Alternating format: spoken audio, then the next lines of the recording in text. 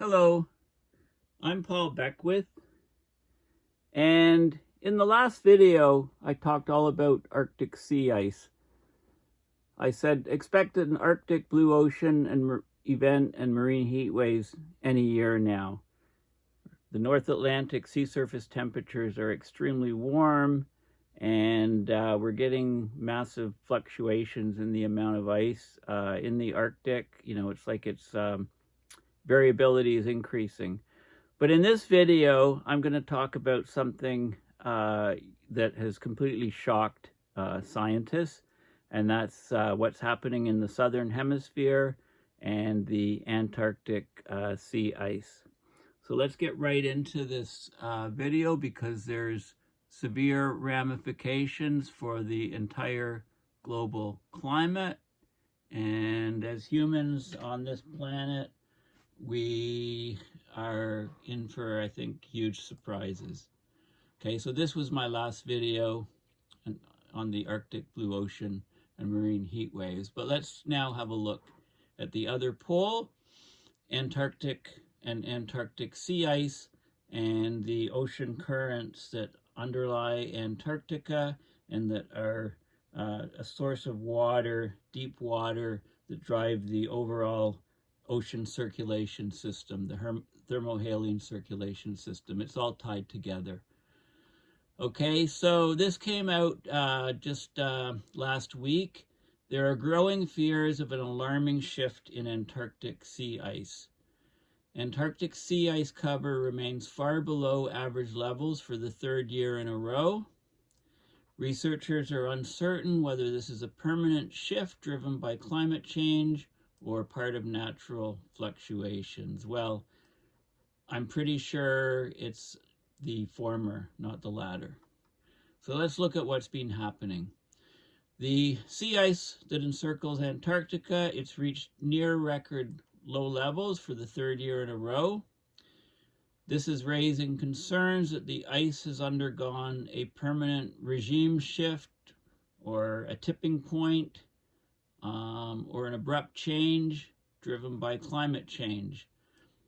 If this is the case, which is likely, this has alarming consequences, not just for ice shelves, Antarctic ecosystems, but also for the global climate and the way heat is moved around the entire planet. So researchers they're not saying it's definitely a regime change or a shift. They say it remains unclear whether such a shift has occurred, but we may see more evidence in a matter of months as we watch the development of Antarctic sea ice. So Antarctic sea ice, it's long defied expectations. Modelers projecting its decline were absolutely flummoxed when sea ice cover increased up to 2015. It was increasing, it was increasing steadily, but not by much, up to 2015, even as the sea ice in the Arctic was declining year to year. But then something happened in 2015. Sea ice cover in Antarctica fell sharply below average in 2016, reached a record low early in 2017. That started a trend as the ice set another record low in 2022, and then a third record low in early 2023. Researchers were even more shocked when the ice failed to recover during the Antarctic winter in the middle of last year, 2023.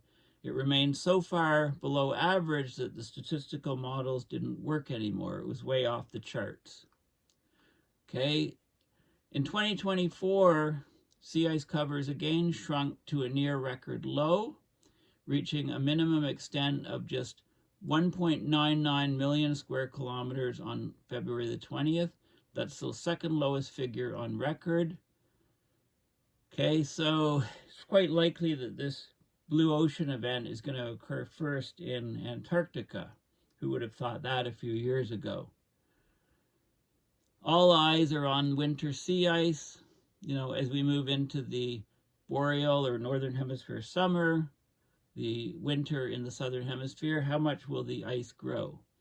If 2024 is like last year, there's going to be a lot of evidence suggesting that Antarctic sea ice has changed, potentially irreversibly. However, whether the persistently low sea ice represents a permanent shift driven by climate change remains unclear. Is it a trend? Is it an elongated blip? Or is it a regime shift? So one source of uncertainty is we don't have that long a satellite record. It only goes back to 1979. Okay, so we don't know much about variability, so how much of this fluctuation right now is natural variability and how much is climate change? Could be a combination of both. Researchers also aren't sure precisely how the atmosphere and the ocean are driving changes in sea ice. Okay, so the atmosphere-ocean connections are very important. We often talk about the jet streams getting wavier, slowing down, causing extreme weather events. Well, we're also getting extreme events occurring in the ocean. Extreme temperatures and changes in wind patterns did contribute to the startlingly low ice levels observed last winter, but a recent study, and I'll show you that peer-reviewed paper, changes in the atmosphere aren't sufficient to explain the changes in the Antarctic sea ice over the past decade. Changes in ocean temperature and salinity also drive variations in sea ice cover. There's a complex interplay of factors. Basically, it's a rabbit hole the current models can't resolve. We just don't know for sure what's happening. There's other hard-to-model factors, like the rapid melting of large icebergs that normally anchor the sea ice is occurring, this melting out of fast ice, which is connected to the coast. The low level of sea ice cover may also lead to a warming feedback, of course, because the open water absorbs radiation that would normally be reflected by ice. This is the sea ice feedback. The heat memory might persist as long as 3 years in the Southern Ocean, compounding heat each year. Is another some other work that we've presented at the AGU. So we're looking at a possible regime shift, and if the ice is shifted for good, the consequences will be significant, not could be, will be, are significant to Antarctica and the global climate. Locally, sea ice is an essential component of many Antarctic ecosystems, like the openings in the sea ice, or the polynes, provide nutrient-rich zones that support the entire food web, from plankton to penguins to predators. The loss of sea ice means that the ice shelves extending out into the sea from the margins of the Antarctic ice sheet, they're more exposed to rough water, to ocean waves. The ocean waves get under the ice, extend much further inland, and lead to additional turbulence of water, fracturing and melting and mixing, and subsequent sea level rise. You make something more susceptible if you're bashing it with waves. The loss of sea ice could even have a knock-on effect throughout the global climate by altering the flow of cold water from Antarctic to the global ocean. So part of the thermohaline circulation is a key part is the sinking of water off the coast of Antarctica, forming the Antarctica Bottom Water, AABW. Sea ice helps drive this circulation by generating the dense water, because when you get the ice freezing, it rejects salt. That makes the water that doesn't freeze more dense. It sinks down to the abyss. And slowing the circulation down or shutting it down could have drastic effects on the climate everywhere, and it looks like this is exactly what is happening now. Okay, so let's have a look at more details. Okay, so this is a paper that came out mid last year. Slowdown of Antarctic bottom water export driven by climatic wind and sea ice changes. This is hugely significant to our planet. So Antarctic bottom water is pivotal for oceanic heat and carbon sequestrations on multi-decadal to millennial timescales. Right, that water going down to the bottom carries carbon in it. It's a huge carbon sink, makes the ocean a huge carbon sink. The Weddell Sea contributes about a half of global Antarctica bottom water through Weddell deep sea water and denser overlying Weddell sea bottom water that form on continental shelves when you get sea ice production and the rejection of the salt. So they report here an estimated, okay, they observed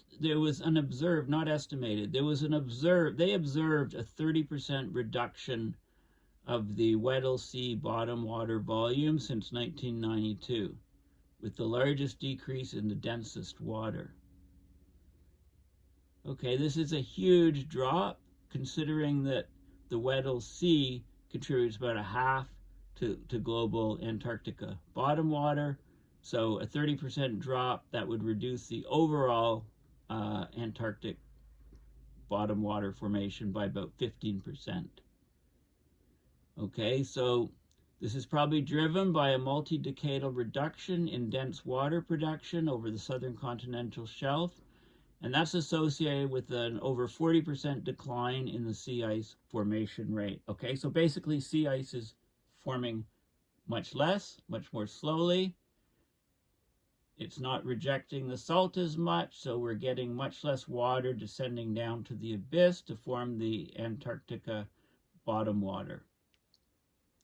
Okay, so this is a huge problem because we could get, this is a huge factor in slowing the total thermohaline circulation system, which will change climate on the entire planet in ways you cannot really fathom. Okay, so this is a region here of Antarctica. This is the red region here, is the big cutaway here, and then within this region is a smaller, well, the blue cutaway, sorry, is this big region here, and then the red is this smaller region here, and this is the Antarctic circumpolar current, the Weddell Sea, deep water, okay, so the dynamics is interesting, but the net result is we're getting much less water descending down into the abyss to feed the Antarctic bottom water, which then feeds the whole global circulation on the planet. Okay, I'll show you this. If you Google ocean conveyor belt, you see many images on these thermohaline circulation system.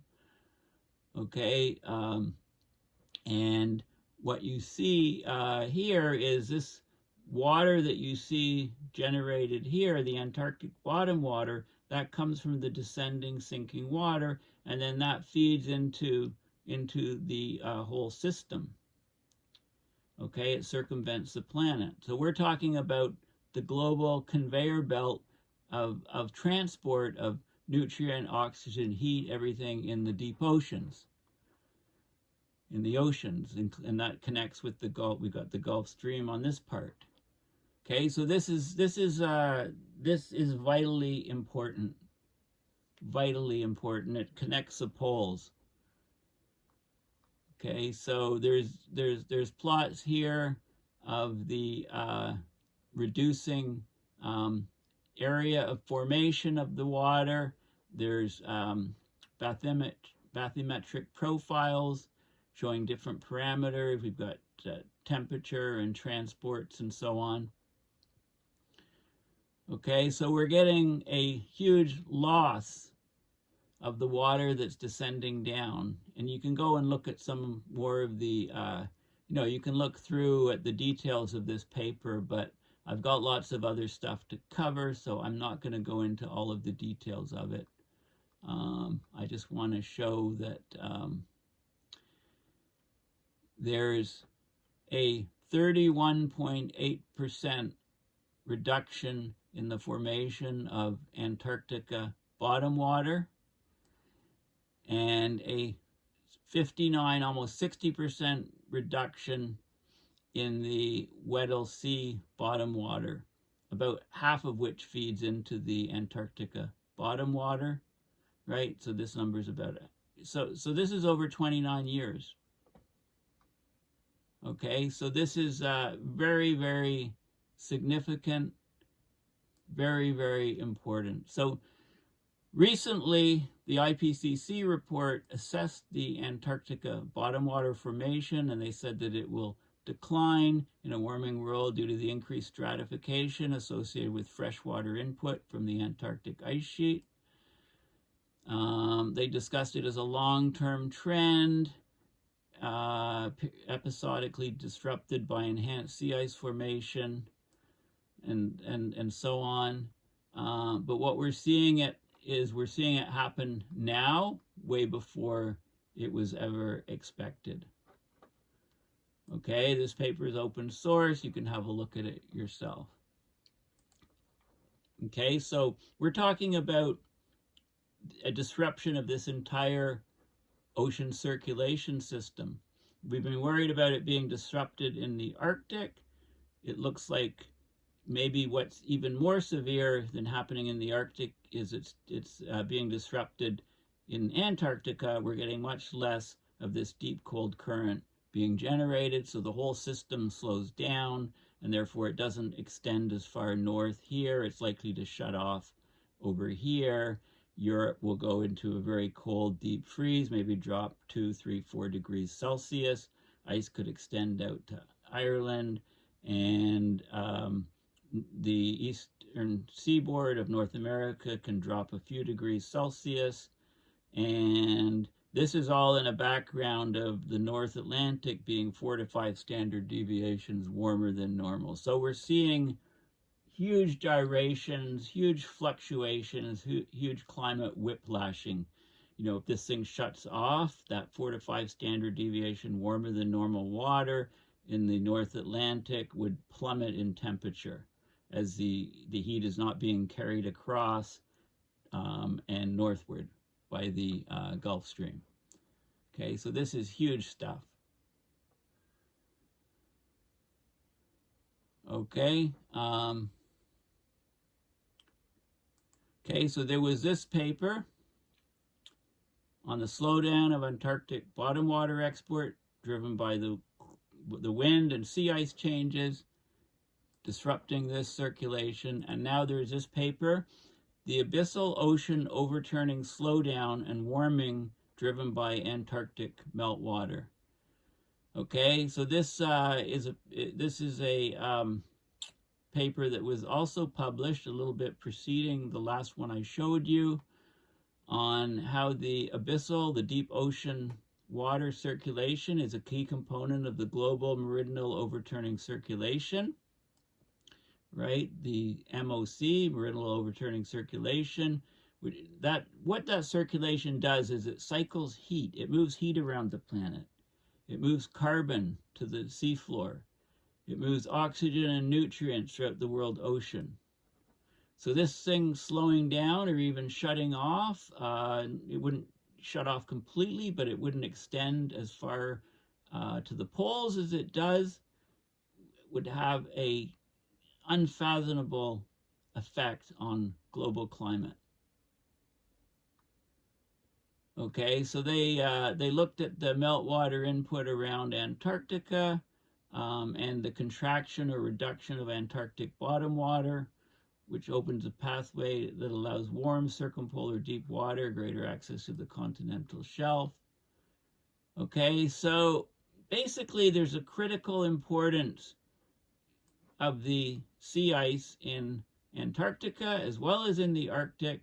And in Antarctica, the meltwater is changing the abyssal ocean overturning, and that has implications for the entire global ocean, in fact, the entire planet. And if this thing shuts down, it could last for centuries, as it has in the past. Okay, so not only is the Antarctica bottom water reducing in volume, flow rates, but it's also freshening and it's warming. And the drivers of these changes are not completely understood, but it's happening. Okay, so there's a lot more, there's other details in this paper. I just wanted to point out that that it exists. It's also open source. Lots of data here on different parameters of the water dropping down to the abyss in Antarctica. Okay. Projected increases in Antarctic ice melt are set to drive a substantial slowdown of the lower cell of the global overturning circulation over the coming decades. It looks like it's happening already, resulting in large and widespread warming of deep waters and reduced ventilation of the abyssal ocean. So the carbon sink of the southern oceans will get much lower. Therefore, much more of the CO2 and other greenhouse gases from fossil fuel burning will stay in the atmosphere system and the upper ocean system because they won't be sequestered, they won't be captured into the deep ocean. In particular, a net slowdown of the abyssal ocean overturning circulation of just over 40% is projected to occur by 2050. Well, that other paper said that the Weddell Sea parts dropped about 30% already, and since that feeds about half of the Antarctica bottom water, that would have dropped about 15% already, so it's projected to drop a lot more too.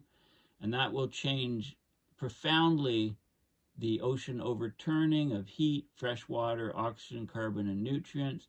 Impacts will be felt throughout the global ocean, in fact, throughout the planet, for centuries to come. I can't emphasize how important this is.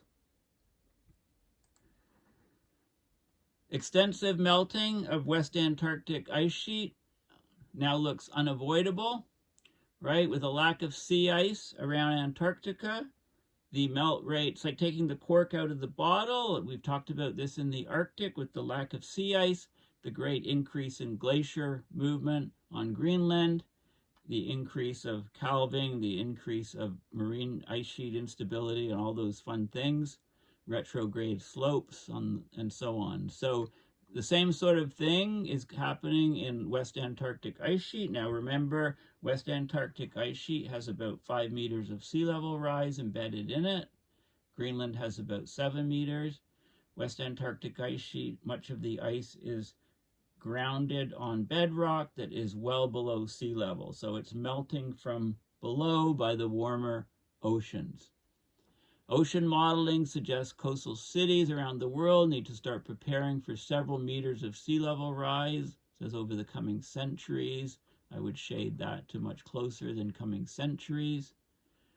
The ice shelves that held back the West Antarctic ice sheet will be melted by warming seawater, even in the unlikely event that the world achieves its 1.5 climate goal. Well, wave bye-bye to that goal. Policymakers need to prepare for several meters of sea level rise. How do you prepare cities that are on the coast for several meters of sea level rise? You just don't. They get flooded. People have to move inland. Okay, they talk about around Antarctica, the surface waters are about minus 1.5 Celsius, but the water several hundred meters down is around 1 degree Celsius, which is warm enough to melt ice. So the warm water underneath is undercutting the ice on the West Antarctic ice sheet. There's also, the ice is exposed to the warming ocean water when the ice shelves are lost, melting its base, causing the collapse of the ice above sea level. This cliff collapse of the ice, marine ice cliff instability, could lead to actually very, very rapid retreat of the ice, especially on retrograde slopes where the water gets deeper as you go inland. Okay, so there's huge problems, and as you know from the last COP, emissions are only going up more and more. Humanity has been unable to curb its fossil fuel emissions. We're producing fossil fuels, burning fossil fuels at record high rates. I might show some reports on that. So we're going to have unavoidable future increases in West Antarctic ice sheet melting over this century. Ocean-driven melting of floating ice shelves in the Amundsen Sea is currently the main process controlling Antarctica's contribution to sea level rise. And rapid ocean warming at approximately triple the historic rate is likely committed over this century, with widespread increases in ice shelf melting, including in regions crucial for ice sheet stability. Okay, so it's going, and it's going very fast. So this paper is showing the ocean warming and ice shelf melting trends on this coastline here. Okay, so you can see the basal melting trends in red here. This is in meters per year, per century, meters per year, basically. You know, you can see the areas of very, very high melt out on the ice shelf. Future scenarios, and, you know, rates have changed. This is ocean temperature in 5 different scenarios, and there's lots of additional data here. Okay, so there's lots of scientific papers showing this. Now, one of the local effects that's really sad, you know, really awful, is the emperor penguin colonies, right? This is a species, the emperor penguin, that is we'll likely see it extinct in our lifetime. You know, even if we don't, even if our lifetime is not very long, we're getting up there. What happened in 2022 with the lack of sea ice? 4 out of 5 emperor penguin colonies in the Bellingshausen Sea area suffered a total breeding failure in 2022 as a result of the record shrinking of sea ice. So these penguins, they breed in colonies on the sea ice. Record sea ice loss caused a mass die-off of the emperor penguin chicks, bolstering predictions that the world's largest penguin will soon be in danger of extinction. We're driving these penguins into extinction. Unlike other penguin species, the emperor penguins, they breed on sea ice rather than on land. Male emperor penguins hatched the eggs in August during the Antarctic winter. The furry gray chicks need stable sea ice until December to grow their black waterproof feathers and gain enough muscle mass to swim. If they go into the water before they fledge, this process here is fledging, then the chicks basically drown or they freeze to death. So in February, and this was 2023, the area of sea ice around Antarctica reached the lowest extent ever observed. 4 out of 5 colonies in the hard-hit central and eastern Bellingshausen Sea suffered a total breeding failure, with no chicks surviving to fledge. Right? It was a total wipeout. This is how a lot of species go, actually. It's abruptly. It's like one year they're there, another year they're not. It's not a slow decline over time in the case of many species. So the team monitored populations by spotting the penguin feces or guano in satellite photos. The emperor penguins tend to stay close to stay warm. They shuffle in tight rotating huddle to stay warm in temperatures as low as -60. The buildup of the colony's guano stains the ice so brown that it can be seen from space.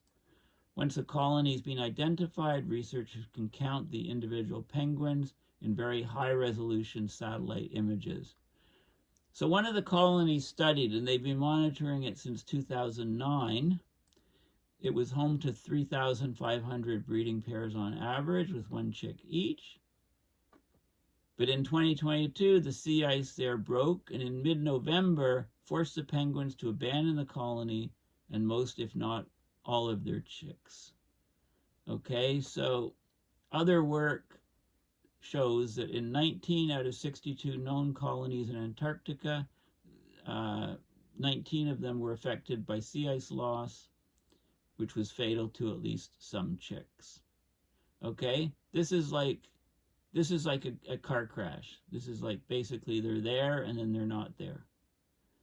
And modeling's predictions show that 90% of emperor penguin colonies could be extinct or past the point of no return if current rates of warming continue. Okay, so we're basically massacring the penguins by our inability to curb fossil fuels. The huge iceberg broke off Antarctica. That was, in 2023. Okay, so this was just looking at it.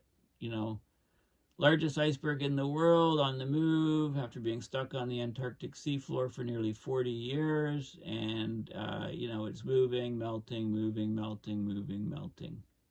Okay, so there's some details on that. More and more icebergs will be calving off Antarctica and Greenland as the warming continues. This is a paper that just came out recently on large-scale drivers of the exceptionally low winter Antarctic sea ice extent in 2023. Okay, so 2023 was really a turning point for the Antarctic region. I think it was a turning point for much of the planet with all of the extreme weather events and catastrophes occurring. So the southern hemisphere experienced a significant reduction in its sea ice extent. It had a record-breaking sea ice minimum in July 2023 of about 2.4 million square kilometers below the long-term average. Okay, and it talks about the reasons for that, all the different regions in the atmosphere and oceans for that. Let's just have a look at some of the data. It talks about climate catastrophes around the world. Let's just go to the figures. This is a daily sea ice extent anomaly in 1 million square kilometers. 2014, right? Positive anomalies up till about 2015. 2016 dropped off significantly. 2022 really low, and 2023 also low. It looks like the curve is broken. This curve was going on for decades before, and then we've had 3 years dropping off a cliff, and you can see this here. This is the monthly sea ice extent anomaly here, and you can see, all the red, record low sea ice anomaly. This is the 2022 up to 2023, 2022, and well, this was 2016 here. 2016 was the first case. The clusters of red here, and the more recent years here. And this is a ranking here of the monthly sea ice extent from November 1978 to August 2023. And you can see something's happened here. Something's really broken. The ice just isn't there anymore. Okay, and there's lots more details. There's lots of maps, spatial maps of where the ice is gone in the different parts of Antarctica. Different things on sea level pressure and temperature anomalies and stuff with the ice missing. Vapor transport, right? There's loads of additional data. Zonal wave 3 in the jet stream, causing tremendous warming of the ice from above. So they look at heat transport, right? There's a lot of details here in this paper, and I could spend hours going over this, but I'm not going to do that right now. I could do it in a subsequent video. Different anomaly curves in different regions. And so basically it comes back to, the ice is just behaving really weirdly in Antarctica, where it's been stable for quite a few years, up until recently. Impacts of recent Antarctic sea ice extremes. So basically, this was at the Ocean Sciences meeting, February of last year. This is the AGU, American Geophysical Union. Antarctic sea ice has experienced 5 extreme events in the last decade, 3 record lows and 2 record highs. Okay, so there are record highs here, and then there were record lows here. So this type of variability, this type of fluctuation, typically happens as a system is breaking. Okay, these gyrations and oscillations, this whiplashing from one state to another. Extreme low sea ice results in an increased loss of multi-year fast ice, increases in coastal exposure, and changes the seasonality of the sea ice cycle. Right? It has huge ramifications on the melting of the ice along the coast. How much ice the ice sheets cast off into the ocean with the corresponding sea level rise. Surface ocean warming during the summer is observed due to the ice albedo feedback, less ice, more warming, resulting in changes to the rate of water mass transformation. Ice shelf calving is correlated with sea ice area. The less sea ice there is, the more ice sheet calving there is. Prolonged open water affects the seasonality of the phytoplankton blooms. So it affects all of the marine creatures. So if it is affecting phytoplankton blooms, it's also affecting everything else that lives in the ocean, because that's the base of the food chain. Changes in the fast ice, changes in the sea ice, so on. Like it's basically what's happening is literally mind-boggling. There's a paper. This is published. I mean, it's not April 1st, 2024 yet. That's the day this paper is going to officially come out. I guess they pre-released it. Again, open source. It's called Observational Evidence for a Regime Shift in Summer Antarctic Sea Ice. So basically, in recent years, the Southern Ocean has experienced extremely low sea ice cover in multiple summers. These low events were preceded by a multi-decadal positive trend in Antarctic sea ice that led to record high ice coverage in 2014. This abrupt transition from then to now has led some authors to suggest that Antarctic sea ice has undergone a regime shift, a phase change, an abrupt change. So they looked at the satellite sea ice data in this paper and the atmospheric reanalysis to look for evidence of such a shift. They find that the standard deviation of the summer sea ice record has actually doubled from 0.31 million square kilometers in 1979 to 2006 to double that, more than double, 0.76 million square kilometers from 2007 to now.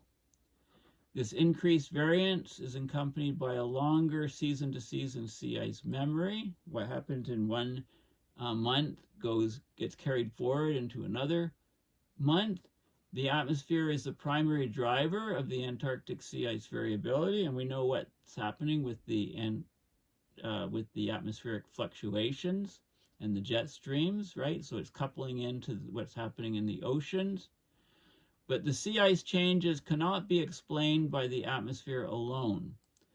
So to see whether a regime shift has occurred is difficult without a complete understanding of the physical mechanisms of change. But from the statistics, they demonstrate, the statistics meaning increased variance from year to year, increased autocorrelation, and a changed response to atmospheric forcing. There's increased spatial coherence. So all indicators based on a dynamical systems theory point to an abrupt critical transition. So basically, we've changed the Antarctic sea ice system, and this is going to cause huge problems around the globe. We're already starting to see them. Okay, so you can see this is the observed monthly total Antarctic Sea Ice Area anomalies in millions of square kilometers with respect to the 1979 to 2018 climatology. You take the pattern from between these years, that's the baseline. So we've seen an increase over the years, a maximum here, 2014, and then an abrupt transition, a lurching jolt in the negative, a little bit of a recovery, and then another lurching jolt even further down. So we've broken the climate system, basically. I can't overemphasize how important this is. This is a very, very important paper. So let's just go down. This is standard deviation, or sigma. Variability is increasing, shooting off the charts. Observed sea ice area. Here's where we were before, and we've dropped off the cliff here, right? It doesn't matter how you swing it, how you measure it. We have a problem here. Houston, we have a problem. The time series, lurching negative, huge variability. Sea ice area reconstructed, dropping like a cliff, right? There's loads of ways. This is sea ice area anomalies from month to month, right? The anomalies are going negative in all months. Autocorrelations, when the autocorrelations increase, you could be very, very close. That is generally indicative of a tipping point. So basically, in the last 15 years, summer Antarctic sea ice variability has been significantly greater than the earlier satellite record. This increased variance is tied to a marked increase in month-to-month sea ice autocorrelation. All of this is consistent with theoretical precursors of a transition to a new sea ice state. Okay, so with Antarctic sea ice, we've crossed a tipping point. It looks like. So this will next obviously create a tipping point in the overall thermohaline circulation, and we're starting to see that happen now. And we're getting more and more climate extremes while governments, policymakers, political leaders dither and dither and dither on, and the fossil fuel industry, which seems to have captured the climate conferences. And speaking of the climate conferences, the COPs, I just proofread Nick Breeze's awesome book called Cop Out, which will be published very soon. And when it is, I'll do a full video just on his book on basically a gonzo look through all of the COPs from Paris to the latest one. What's been going on there, and how there's been a tremendous lack of progress on, fossil fuels are still going up, reaching record high levels. This is the National Snow and Ice Data Center release on the sea ice extent. This just came out recently. A couple weeks ago. Antarctic sea ice extent ties for second lowest in satellite record. 1.99 million square kilometers, or 768,000 square miles. That record was reached on February 20th, less than a month ago. The 2024 minimum is tied with 2022 for the second lowest in the 46-year satellite record. The record low occurred last year with the ice reaching 1.79 million square kilometers on February 21st. So it's not quite as bad as the previous year. But here's what we're looking at. This is 20th of February, 2024. This is the median ice edge, is the brown line. So the areas, the gaps you can see there's huge amounts of ice missing. Okay, so there's that. And what else do we have? Scientists shocked by extreme events in Antarctica as Earth heats up. Right? This was from last year. Maybe I showed this paper already. New Scientist. This was another New Scientist article. Something strange is happening in the Pacific. Right? The Pacific Ocean, we're getting this cold tongue. And if that continues, it could reduce greenhouse gas warming by 30%, it says. Well, that would be a good thing if it reduced greenhouse gas warming. But why? What's going on with this? Right? The planet's connected. You know, so I'll just make a total guess and say that this is probably connected to the thermohaline circulation changes. I don't know.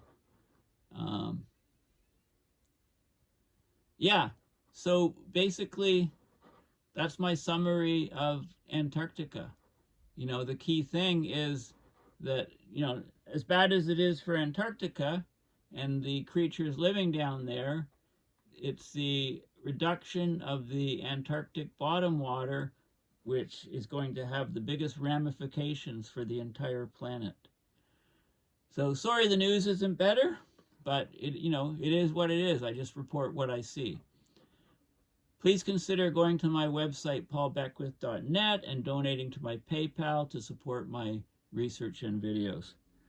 Thanks again, and bye for now.